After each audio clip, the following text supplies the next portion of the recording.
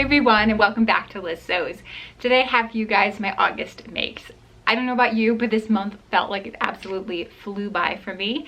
But then when I got to gathering everything that I've made this month, I actually made quite a few things. So I'm really excited to share with you everything that I've made. So let's dive in. The first thing that I have on is an Ogden cami. Now, if you watched my August plans video, you know that I was hoping to be able to get a dress out of this fabric. It's just scraps left over from a shirt that my mom had made my dad. So there was about a yard and a half of it left over. I did make a dress. I used a hack that was on the True Biased website, which had you crop the cami really short. So in my case, I cropped it to about my natural waist height. And then you add just a gathered skirt panel onto it. And I did that, and I hated how it looked on me. It was like very just like triangular. I liked that it didn't have any closures or anything like that. It was a nice flowy dress, but I think the weight of this rayon was just a little too heavy, and it just felt very, it made me look very flat on top and just very triangular. So I chopped the skirt off of it, and I just left myself with this nice little cropped cami. It is quite short. It's shorter than any of my other Ogden camis, and so I'm not sure if it's something that I'm going to keep or not, but I do have like the skirt that I chopped off of it. So here's a skirt, and I just have a tube that is, let's see, it's 56-inch fabric, so this tube should be about 100 inches in diameter because it's 2 lengths of fabric. So this should be enough that if I want to cut out another Ogden cami that's longer, I still can. But for right now, I just have this cropped version. So I will try to pop in a little video of me wearing it here. So like I said, cropped about natural waist height. I think I ended up taking off 6 inches from the length of the cami. And other than that, I just made it up exactly as I've done all of my other Ogden camis. So the next item that I made this month is a pair of pants, and this is part of my Make 9 list. So I really wanted to use this fabric, and for the pants I've used Vogue 9257, obviously view D, which is a nice wide palazzo pant. I've made these, I made a toile before, and then I made a version in like a chocolate colored crepe last year. So that was always what this fabric had been intended for, but I just wasn't sure that I needed a lot of palazzo pants in my wardrobe, but I couldn't come up with anything else that I liked better, so I decided to just go ahead and make it. So one thing that I did a little bit different than this from the previous versions I've made is that I actually sewed the pleats down. So I sewed about 2 or 3 inches. They extend like this far, and I think that helps to give the front bit a little bit flatter appearance, so it doesn't look so much like clown pants. But these are very, very, very wide trousers, so I will pop up a video here. This is 100% wool that I purchased off of eBay last year, and it has, I think it's wool suiting, so it has a really, really nice drape to it. Very, very lightweight, so it's super comfortable. But I think these color tones are something that I could use in fall as well as like the summer months, because it's such a nice light fabric. So I worked really hard on this to get some pattern matching. So you can see where my darts are. I tried to make sure that we had matching lines all across the front, and then as well matched up all of my side seam. So the side seam is right about here, so I tried to match all of those lines up, and then in the back I made sure that all of my darts matched up, obviously because it's a curved back seam. You get some of those triangle looking things, but tried to keep it as symmetrical as possible, and also along the front as well. So it does have a lapped zipper, so that was a little bit difficult, but you can see the lap zipper is there. And then the top of the thing I just finished with a flat, what is that called? Hook and eye? Are there still hook and eyes? I don't know. So flat hook and eye with a lapped zipper, short little lapped zipper in there. So really, really happy how these turned out. I really wanted to make a wanted tee to go with these in a navy blue, But so I purchased the pattern from the pattern designer. I cannot remember her name. It's Vanessa something or other. So I purchased the pattern. It's obviously, she's a French designer, and it said that if you emailed her, she would send you over the US letter size. Well, I emailed her a couple times. I purchased the pattern like 3 weeks ago, and I've emailed her 4 or 5 times to try to get that US letter size copy of the pattern, and she just will not answer me back. So that's really, really frustrating, to buy a pattern and then not be able to use it because it's formatted incorrectly for my printer. The next thing that I have to show you is the dress that I'm going to wear to my cousin's wedding. This is using a silk shantag. I'm not quite sure how to say the name of the fabric. Let me know in the comments if you know. So I bought 3 yards of this because that was all that the supplier had left of it. I probably would have preferred to have purchased 4, but that's what I had to work with. But I think that I got a pretty good dress out of 3 yards. Got my full circle skirt, I got my sleeves. I did a really nice sweetheart neckline. I was originally thinking about doing scooped, but I thought this looked a little bit nicer. For the lining of the skirt, I've actually chosen a cotton lining, and then I interlined the skirt, and then I did bias binding and then hand stitched all of the hems like this. For the side seams, the 2 seams on the side of the skirt, those I cut with their salvage edges, so I didn't have to finish them at all. And then the center back seam, I again used bias binding to clean up those edges. So all in all, really, really happy with how this dress turned out. And then because I had just this wee bit of fabric left over, I decided to make a necessary clutch wallet to go with it as well. So this has almost none of the stuff from the inside of NCW, so I left out the card slots and I left out the zipper pocket because I knew it was just going to be like a special occasion clutch. I plan on, you know, just throwing in my ID, maybe a couple bucks, and, you know, lipstick, phone, stuff like that. So I had almost enough silk to do the whole thing in that, but I have the lining fabric in here as well.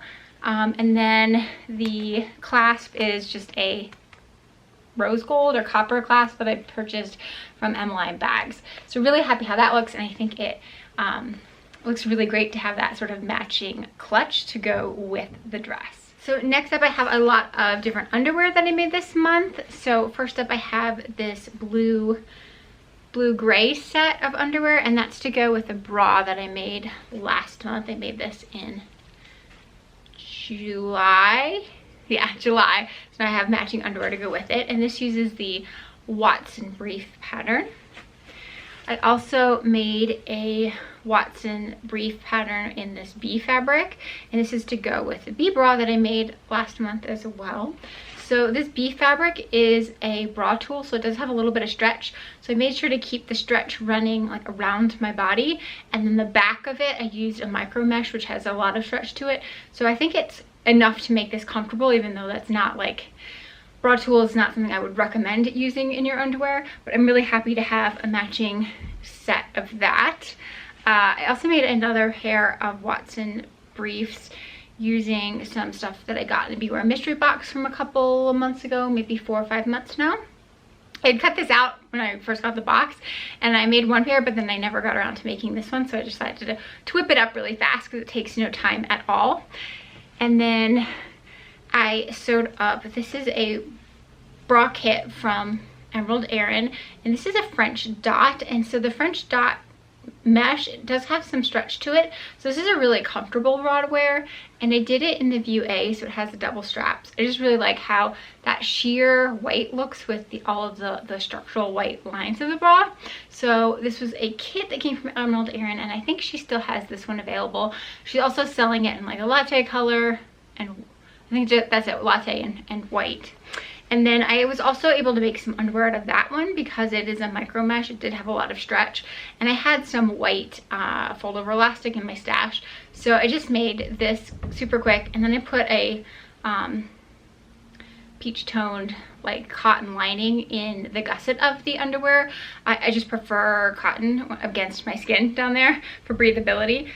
So that is that, and so I'm really happy that I got a lot of sets this month, or completed a lot of sets this month, because when you're wearing like the matchy, it really just makes you feel like an adult, and you're like can conquer anything. So first up, we have the bra from my plans this month, and this is using another Emerald Erin Black Beauty bra kit. I purchased 6 kits altogether, and I think this is the last one. So I've made all 6 and it took me 2 months. I really just love this pattern. But also, can we talk about this fabric? It is so beautiful. You can see it is quite sheer, so you can see through it, but it has these really lovely peach and pink embroidered flowers on it. And then I used her latte findings to go with that. Let's see. And then from the inside, I think this is lined with bra tulle, which isn't my favorite, but I'm learning to love it. This one I think is a lot more successful than the blue one with the bra tulle, so that's interesting. And then I just did the flat back. Just did the flat back on this one. So on the last couple bras, I've been scooping up this back piece a little bit, which I really like. It's more comfortable. But it doesn't work for this view very well because I don't have enough of the strap elastic. This elastic only extends so far, and when the power mesh comes up to meet it, it means you're getting rid of all of your flexibility in terms of variable sizing. So I think the B one, I had that scoop back come up from the inside, and what I ended up doing is cutting the double straps down. So I think the original pattern calls for a 10-inch strap like this, and I think I've been cutting them down to like 8 or 7 inches.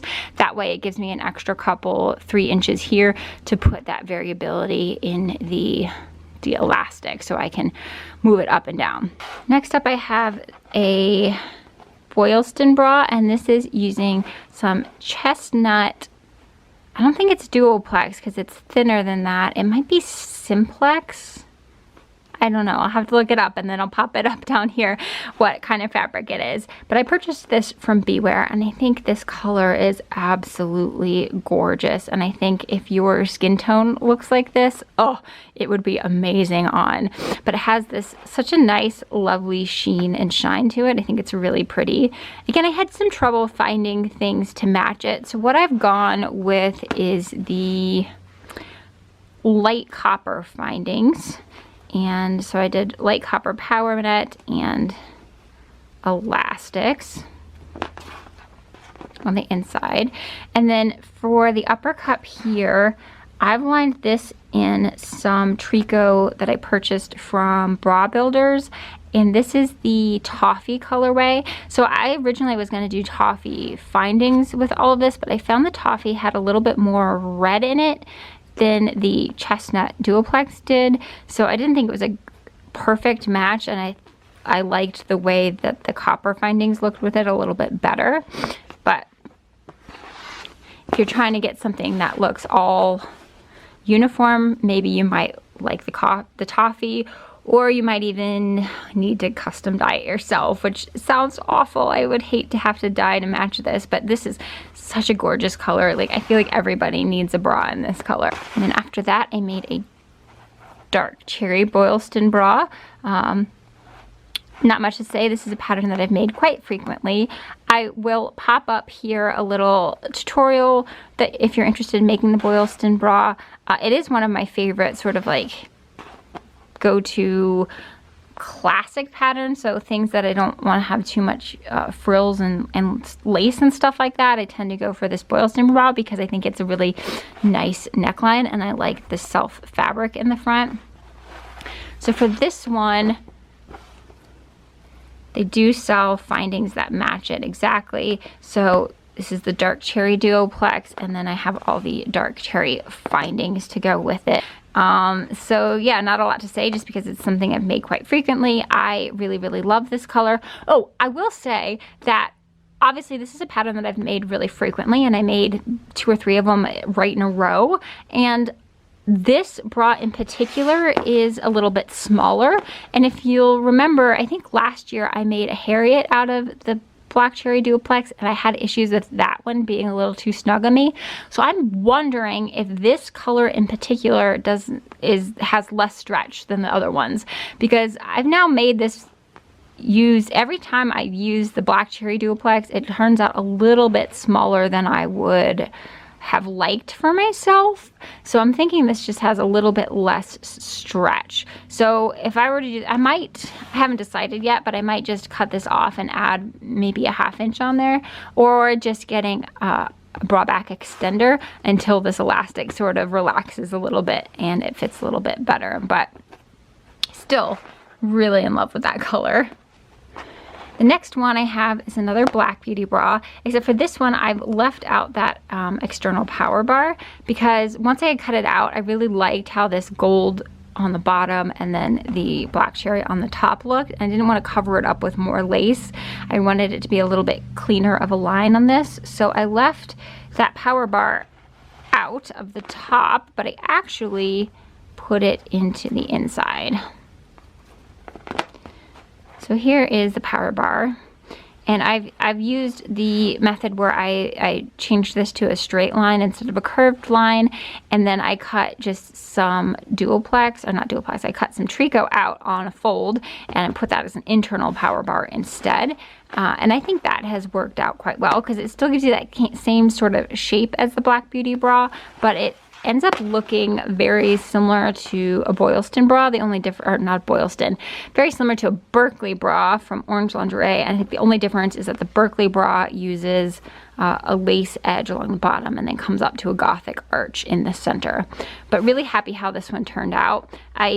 Because this is stretch lace, I was able to use the lace on the back of the bra, so I really like having that one unified look across the whole thing. And here you can see I've scooped up my back band. I think that when you extend it up on this side, I really like how it looks. I think it lays a lot flatter underneath my clothing, but I just need to remember that I can only do it on ones where you have a fully elastic band. Otherwise, there's just not enough room for variability.